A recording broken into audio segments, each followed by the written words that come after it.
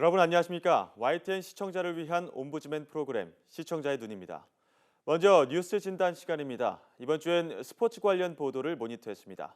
이정남 시청자평가원과 스포츠부 박광렬 기자 나오셨습니다. 안녕하십니까? 안녕하십니까? 네, 한국 축구 이번 우즈베키스탄전을 통해서 일단 큰 고비는 넘겼죠. 지난 15일 슈틸리케 감독이 이끄는 한국 대표팀이 우즈베키스탄과의 러시아 월드컵 최종 예선 5차전에서 2대1로 승리했습니다. 전반전까지만 해도 0대1로 뒤지며 9회 연속 본선 진출에 적신호가 들어왔었는데요. 수비가 강한 우즈베키스탄을 상대로 후반 22분 남태희의 동점골과 또 40분에 터진 구자철의 극적인 역전 결승골에 힘입어 승리했습니다. 이로써 대표팀은 승점 3점을 추가해 5경기에서 3승 1무 1패 또 승점 10점을 기록했는데요. 같은 날 열린 이란과 시리아가 0대 0으로 비기면서 선두 이란과는 단 1점 차에 불과합니다. YTN에서도 단두대 매치라고 보도할 만큼 중요한 경기였는데요. 이번 경기는 최종 예선의 반환점에서 러시아 월드컵 본선 직행의 마지노선인 2위를 탈환해 본선 진출의 희망을 밝게 했습니다. 하지만 여전히 수비 불안이 문제였는데요. 자책골과 다름없는 실점 장면이었습니다. 또한 대표 공격수 손흥민이 경고 누적으로 내년 3월 중국과의 6차전에서 출전할 수 없게 되었는데요. 아직 시간이 남아있는 만큼 철저한 대비로 선전이 이어지길 바랍니다. 이번 경기에 대해 취재 뒷이야기와 또 앞으로 대표팀이 보강해야 할 과제가 무엇인지 설명을 부탁드립니다. 네, 말씀하신 것처럼 철저한 대비가 필요할 것 같은데요. 어떤 보강이 필요할까요? 사실 대한축구협회 기술위원회는 애초 이번 우즈베키스탄과의 경기에서 대한민국이 패하면 전원이 사퇴할 예정이었습니다. 사실상 슈틸리케 감독 경질을 시사했던 건데요. 다행히 후반에만 2골을 터뜨리면서 역전승으로 2위를 탈환, 슈틸리케 감독은 경질은 모면했습니다. 하지만 내용은 여전히 답답했습니다. 공은 우리가 많이 가지고 있지만 결정적인 기회는 만들지 못하는 점유율 축구의 폐해가 고스란히 드러났습니다. 사실 전방 공격수부터 상대를 압박하면서 볼 소유를 최대한 늘리고 경기의 주도권을 가져온다는 슈틸리케 감독의 철학은 대표팀의 양날의 검으로 작용하고 있습니다. 공을 오래 소유해 많은 체력이 필요하다 보니 이번 최종 예선에서는 후반 20분 이후 선수들이 자주 지친 모습을 보였습니다. 또 압박을 위해 섣부르게 라인을 올렸다가 오히려 상대에게 위협적인 역습을 허용하는 경우도 종종 노출했습니다.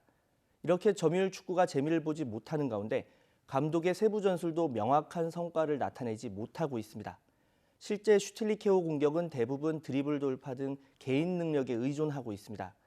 이번 우즈베크전 2골도 감독이 준비한 선발 라인업이나 플랜 A가 아닌 선수들이 개인기와 임기응변이 만들어냈다는 인상을 지울 수 없었습니다. 후반 교체 투입돼 구자철의 역전골을 도운 김신욱은 이 과정은 2년 전 브라질 월드컵 본선을 생각해 구자철, 홍철 등 선수들과 만든 전략이었다고 밝혀 이 같은 주장을 뒷받침했습니다.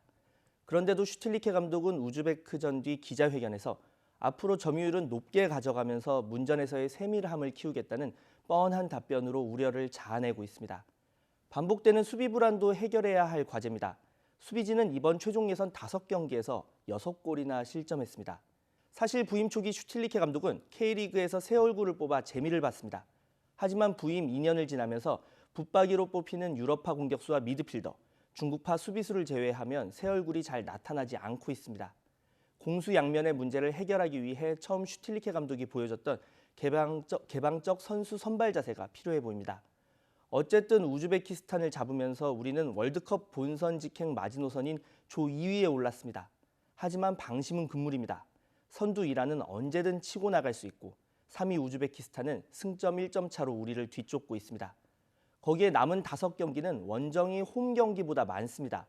특히 첫 경기인 내년 3월 중국 원정은 해발 1900m 고지대 쿤밍에서 열립니다. 이탈리아 출신 세계적 명장 리피 감독이 부임한 중국이 자국의 자연 환경까지 활용해 한국을 반드시 꺾겠다는 의지를 불태우는 것으로 해석됩니다. 최종 예선 마지막 경기가 2위 자리를 놓고 경쟁할 우즈베키스탄과의 원정길이라는 것도 부담스럽습니다. 다음 최종 예선까지 남은 4개월, 길다고는 보기 힘든 시간입니다. 유럽파가 많아 발을 맞출 시간이 적다는 걸 고려하면 지금까지의 문제점을 보완하는 데도 빠듯합니다. 대표팀 훈련 기간 외에도 주요 전술과 패턴을 선수들이 수시로 익히게 할 방법을 찾아야 합니다. 큰 변화가 힘들다면 남은 기간 지금 가진 대표팀의 장점을 극대화하는 방법을 찾는데도 머리를 맞대야 합니다.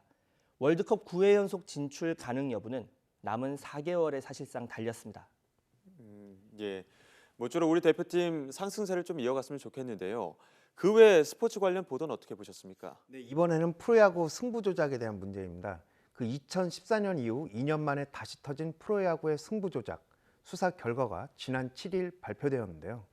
경찰은 2014 KBO 리그에서 고의 사고를 던지는 등 그 승부 조작을 한 기아 타이거즈의 유창식과 롯데자이언츠 이성민 등 전 현직 프로야구 선수 7명과 불법 도박자 10명 등 17명을 국민체육진흥법 위반 혐의로 불구속 입건했습니다. 더 큰 충격은 사기 혐의로 입건된 NC구단 관계자 2명입니다. 경기 조작에 나선 선수가 진작에 범행을 시인했지만 이 사실을 숨기고 다른 구단에 이적시켜 10억 원을 벌었습니다. 이 일이 사실이라면 팬에 대한 진심 어린 사죄는 물론이고 NC 구단에 대한 강력한 제재가 있어야 될 것 같습니다. 그 승부 조작과 관련해 KBO의 대책 등을 설명 바랍니다. 예. 뭐 승부 조작 사건은 심심치 않게 들려오곤 하는데요. 어떤 대안이 필요할까요? 프로스포츠에서 가장 암적인 두 존재를 꼽으라면 바로 금지 약물 복용과 승부 조작입니다. 공정한 경쟁과 예측 불가능성이라는 스포츠의 핵심 가치를 훼손하기 때문인데요. 국내 프로야구는 최근 이 승부 조작 문제로 몸살을 앓고 있습니다. 처음이 아니라서 더 충격적입니다. 불과 4년 전인 2012년에도 박현준, 김성현 등 각 팀 주요 선수가 승부 조작에 가담해 많은 야구 팬과 종사자를 실망케 한 바가 있는데요. 물론 당시도 여러 대책이 나왔습니다. 한국야구위원회 KBO를 비롯 구단과 선수, 심판 등 관련 종사자 모두가 재발 방지에 나섰습니다. 부정이 발생하지 않도록 모든 경기를 모니터링하고 구단마다 전직 경찰 출신 암행경찰관을 파견해 감시하도록 했습니다. 이번에도 재발 방지를 위한 많은 대책이 나오고 있습니다. 각 분야 전문가가 모인 클린 베이스볼 TF팀이 만들어졌고 윤리 교육도 더 강화하기로 했습니다. 부정 행위를 감시하는 전담 기구를 만들어 경기 모니터링은 물론 불법 도박 사이트 베팅 패턴을 연구하는 모니터링 제도까지 도입하기로 했습니다. 모두 좋은 시도지만 근본적인 해결책이라고 보기는 어렵습니다. 승부 조작은 불법 스포츠 도박이라는 거대한 시장과 함께 이뤄집니다. 승부 조작을 하는 선수뿐 아니라 선수를 매수할 브로커, 거기에 불법 사이트를 만들고 불법 도박을 즐기는 사람들까지 모두가 있어야 발생합니다. 이 악의 고리를 잘라야 합니다. 승부 조작을 한 선수와 브로커, 도박을 즐긴 사람들까지 모두에 대한 실효성 있는 처벌이 먼저 이뤄져야 더 이상의 확대를 막을 수 있습니다. 야구계 역시 적발된 선수들에 대해 동업자의식이라는 우산 아래 감추고 축소해서는 안 됩니다. 치부를 감추기보다 더 과감히 도려내야 합니다. 자체적으로 할 수 없다면 외부를 통해서라도 도움을 받아야 합니다. 문체부는 한국야구위원회를 포함 8개 프로스포츠 단체와 부정행위 방지를 위한 개선안을 발표했습니다. 승부 조작 시 프로스포츠 단체와 구단, 그리고 개인에게 전보다 많은 책임을 묻겠다는 내용이 담겨 있습니다. 야구계와 별도로 승부 조작을 감시하고 또 승부 조작에 가담한 선수나 구단을 냉정하게 처벌할 수 있는 장치가 필요합니다. 솜방망이 처벌로 승부 조작이 반복되다 프로야구 리그 자체가 존폐 위기에 몰린 대만의 전철을 밟아서는 안 됩니다. 선수들의 의식 또한 고쳐야 합니다. 지인의 소개로 만난 사람들에게 한두 차례 금전적, 물질적 도움을 받게 되는 사이 이미 돌이킬 수 없는 강을 건너게 됩니다. 한참이 지나 승부 조작 제의를 받을 때는 이미 관계를 끊을 수 없는 상황이 됩니다. 처음부터 문제가 될 만한 상황을 만들지 않도록 선수는 물론 구단, 협회 차원의 대책이 필요합니다. 선수들을 체계적으로 관리할 수 있는 에이전트 제도 도입을 서두르는 것 또한 방법입니다. 무엇보다 선수들 전반에 퍼져 있는 안 걸리면 된다는 안일한 의식을 뿌리채 없애야 합니다. 지난 1982년 첫 걸음마를 시작한 우리 프로야구는 출범 34년 만에 800만 관중 돌파라는 성과를 이루면서 최고 프로스포츠로 우뚝 섰습니다. 하지만 승부 조작이라는 악령을 떨쳐내지 못한다면 프로야구계에 미래는 없습니다. 지금의 달콤한 성과는 눈 녹듯 사라지고 사람들은 프로야구의 전성기를 먼 예전의 전설로만 기억하게 될 겁니다. 개인, 구단, 협회, 수사기관을 망라한 전체의 강력한 대책이 필요한 이유입니다. 예. 이번 주 뉴스 진단은 스포츠 관련 보도에 대해 이야기 나눴습니다. 이정남 시청자 평가원과 스포츠부 박광렬 기자 함께했습니다. 고맙습니다.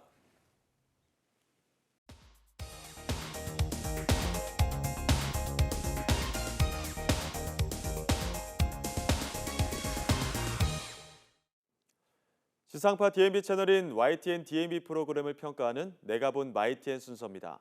이번 주엔 한국사 탐과 뉴스나이트에 대한 정은적 평가원의 의견을 들어보겠습니다. 시청자 여러분 안녕하세요. YTN DMB 시청자 평가원 정은정입니다. 11월도 중순이 지나면서 겨울도 성큼 다가오고 있는데요. 상점들은 벌써 크리스마스 트리와 상품을 내놓기도 합니다. 따뜻한 군고구마에 김치 한 점 얹어 먹는 겨울의 맛이 생각나는 시기인데요. 올해는 배춧값이 많이 올라 김장하기가 만만치 않다고 합니다. 이제는 제철 음식이라는 말이 무색할 정도로 계절과 상관없이 먹을 음식이 많아져 겨우내 먹을 음식을 준비한다는 것이 큰 의미가 없을지도 모릅니다. 하지만 김장 문화가 2013년 유네스코 인류 무형 문화유산에 등재되었다는 사실은 김장이 단순히 저장할 음식을 만들어두는 것에 그치지 않고 겨울이라는 계절을 준비하는 하나의 의식과도 같다는 것을 보여줍니다. YTN DMB에서 방영하고 있는 한국사 탐에서는 김장이라는 익숙한 주제를 통해 김장 문화에 담긴 역사와 다양한 면면을 소개하고 있는데요. 계절에 꼭 맞는 이야기로 준비된 한국사 탐의 겨울을 준비하는 잔치 김장편을 함께 살펴보도록 하겠습니다.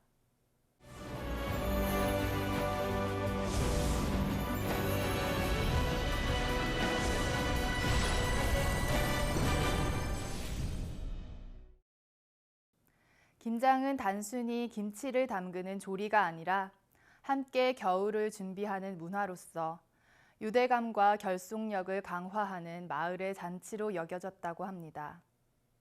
한국사 탐은 그에 걸맞게 김장을 하는 시골의 풍경을 보여주며 시작하는데요. 함께 일하고 먹고 마시고 나누는 김장 문화가 자연스럽게 시청자의 눈길을 사로잡았습니다. 무를 장과 소금에 절인 장아찌 형태로 만들어 먹은 것으로 처음 기록된 김치는 절인 채소라는 뜻을 가진 침채라는 단어에서 비롯됐다고 하는데요. 프로그램은 김치 제조법 등이 소개된 다양한 기록물과 전문가들의 인터뷰를 통해 삼국시대 때부터 짠지형, 물김치형, 나박김치형 등으로 발달되어 온 김치의 역사를 잘 설명해주고 있습니다. 그런데 한국의 맛 김치라는 소주제를 시작하면서 강화도 순무김치와 순무의 특징에 대한 설명이 먼저 나왔던 것은 조금 자연스럽지 못했던 것 같습니다.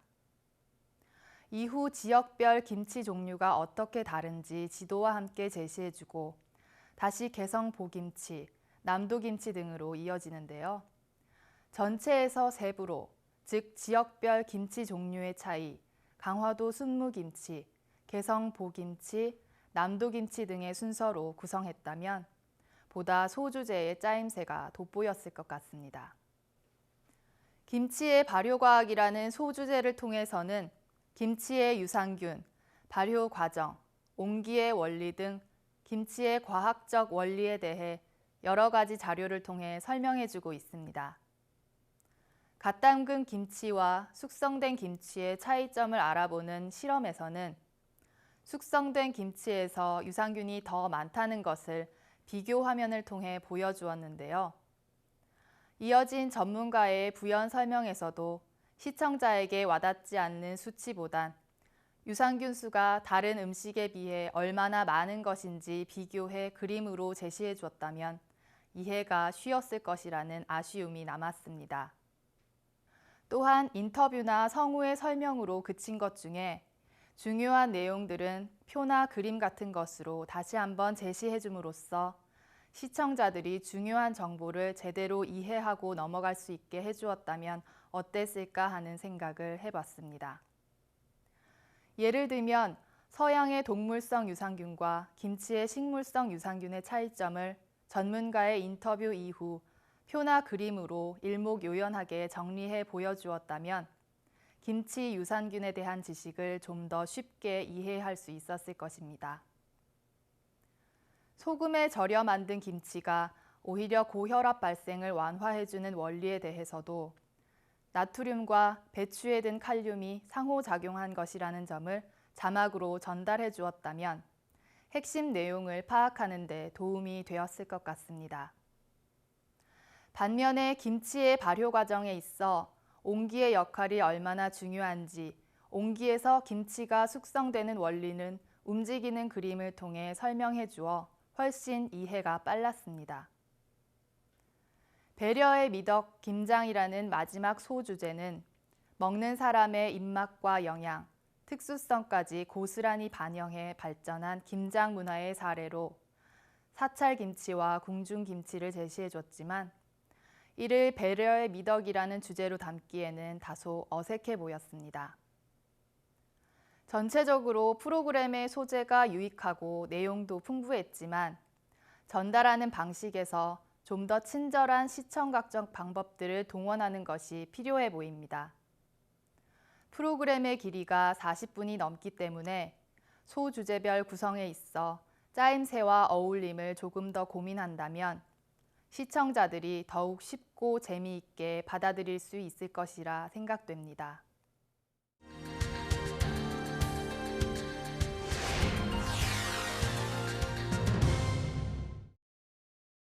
촛불 집회는 우리 사회에서 폭력 없이 민심을 표출하는 자리로 여겨지는데요. 최근 주말은 물론이고 평일에도 저녁마다 계속해서 이어지고 있습니다. 최순실 씨를 비롯한 비선 실세 국정농단 사건으로 분노한 국민들이 촛불을 들고 일어난 것인데요. 지금까지 촛불 집회 규모 중 사상 최대라는 11월 12일 광화문 촛불 집회 현장을 YTN은 어떻게 보도했는지 살펴봤습니다.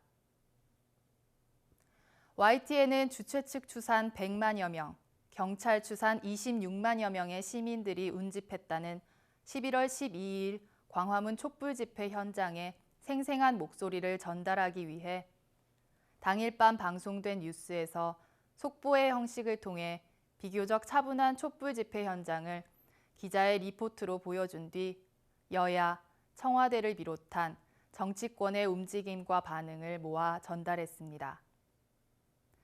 내자동 근처에서 경찰과 일부 단체가 대치하고 있는 화면도 생중계로 보여줬지만 앵커들이 촛불 집회 현장 화면을 확인하면서 물리적인 충돌은 없는 평화적인 대치라는 점을 보도했습니다. 또한 촛불 집회에 인파들이 모여있는 위치를 지도상에 표시하는 장면도 그대로 노출됐는데요.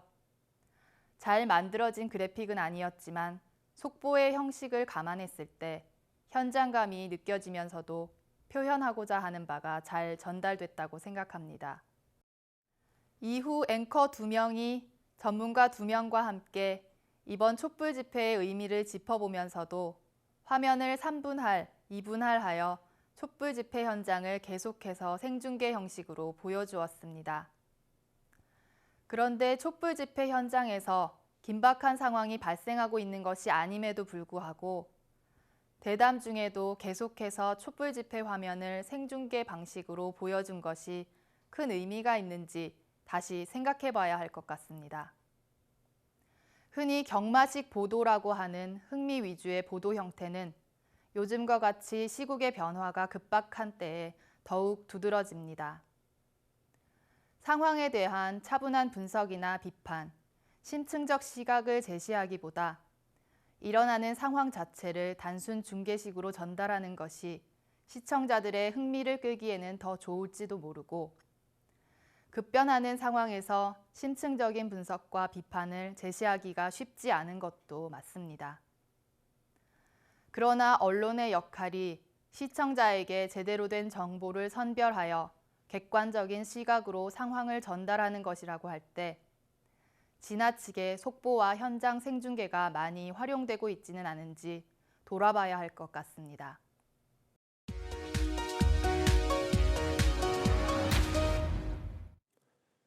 이번 순서는 시청자들의 지적사항을 정리한 모니터 보고 시간입니다. YTN 뉴스를 시청하다 보면 기사의 맥락과 다른 자막이나 출처의 표기가 필요한 자료 화면이 종종 나타나는데 시청자들은 좀 더 정확한 뉴스를 당부했습니다. 지난 16일 방송된 경기도 남양주 군 부지와 롯데 골프장과 맞교환이라는 자막에서 맞교환이라는 표현은 있는 그대로 1대1 교환이라는 의미고 실제 보도 내용은 성주 골프장의 가치만큼 남양주 퇴계원 군 용지를 지급하겠다는 내용이므로 맞교환이란 표현 대신 그냥 교환 등의 다른 표현이 필요했다는 지적이 있었습니다. 같은 날 한진해운 선박 매각 중개 국내 업체 선정 촉구라는 스크롤 자막이 방송됐는데 제대로 된 의미 전달이 가능하도록 중개 다음에 쉼표나 위해라는 단어 추가가 필요했다는 지적이 있었습니다. 또 15일 국회 취재기자를 연결해 이정현 새누리당 대표의 발언을 소개하는 과정에서 이거 하고 있는 게 맞습니까? 라는 내용의 자막을 이러는 거 맞습니까? 라고 잘못 표기해 보도한 오류도 있었습니다. 그리고 주춤했던 풍자 코미디 최순실 여파로 부활하는 기사에서 최순실 사건 풍자 코미디 현상을 설명하면서 제시된 자료 화면에 출처를 표기하지 않은 오류가 있었습니다. 인용된 자료 화면이 TVN에서 방송되는 SNL 코리아의 한 장면이었음에도 해당 영상의 출처를 표기하지 않았는데 출처를 밝혀줘야 했다는 지적이 있었습니다. 그런가 하면 스튜디오에 출연한 변호사를 통해 현재 박 대통령에게 적용될 수 있는 여러 혐의에 대해 자세히 설명하면서 박 대통령의 검찰 조사를 앞두고 박 대통령에 적용될 형법과 형량, 일반인이 듣기에 어려울 수 있는 전문적인 법조 지식을 이해하기 쉽게 그래픽을 통해 친절한 설명을 한 것은 적절했다는 시청자 격려가 있었습니다.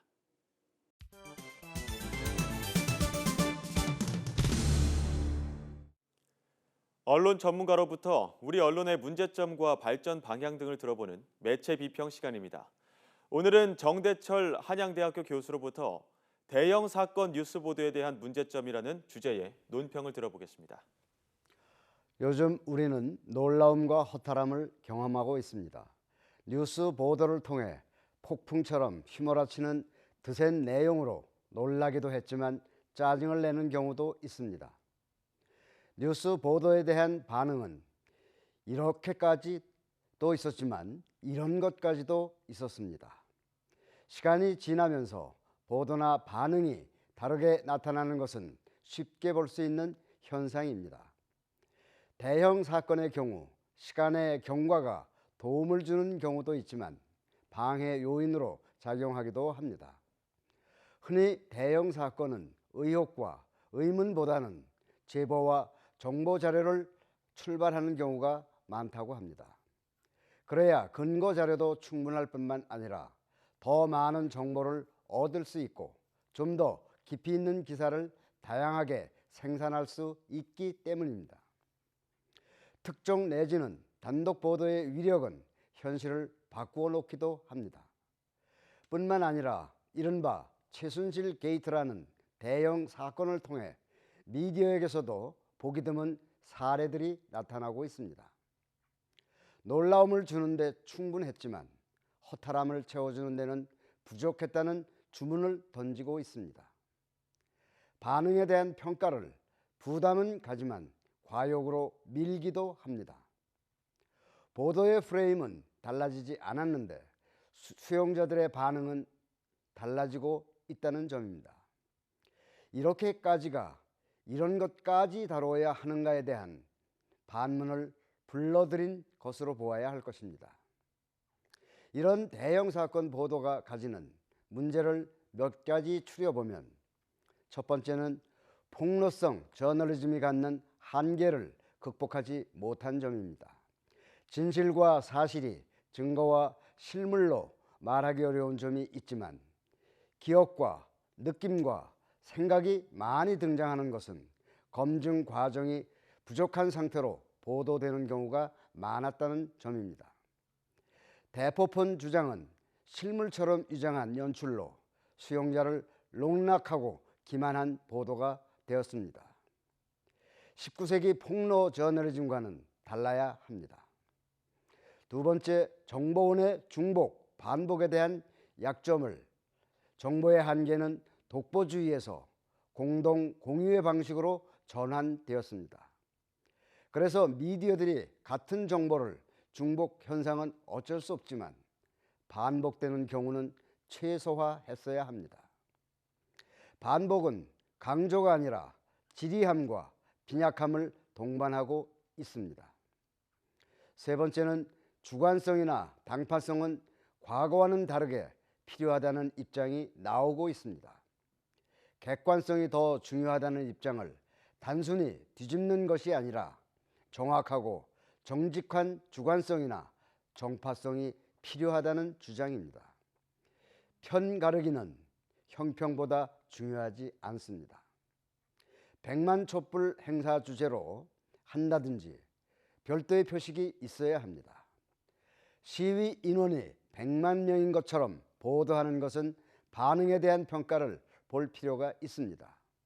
네 번째, 미디어 윤리나 도덕성의 확대 해석은 새로운 저널리즘에 대한 모형을 탐색해야 하는 과제를 끌어내고 있습니다. 대형 사건이라는 이름은 개인의 사생활이나 인격이 무시되는 단죄적 보도는 선정적인 보도가 될 뿐입니다. 좀 더 이성적으로 미디어의 윤리를 지키면서 진중성을 보여주는 보도를 기대하는 것입니다. 뉴스는 양쪽으로 호황을 누리지만 그에 못지않게 함정도 함께 있다는 점을 걱정하고 있습니다. 언론이 흥분하면 국민은 미칠 수 있다고 했습니다. 미치는 것은 다가 아닙니다. 언론의 역할이나 보도의 준칙은 역시 중요합니다. 시청자의 눈은 시청자 여러분의 참여를 기다리고 있습니다. YTN 홈페이지 시청자 의견 코너에 글을 남겨주시면 좀 더 정확하고 공정한 방송을 만드는 데 참고하겠습니다. 이번 주 순서는 여기서 마치겠습니다. 고맙습니다.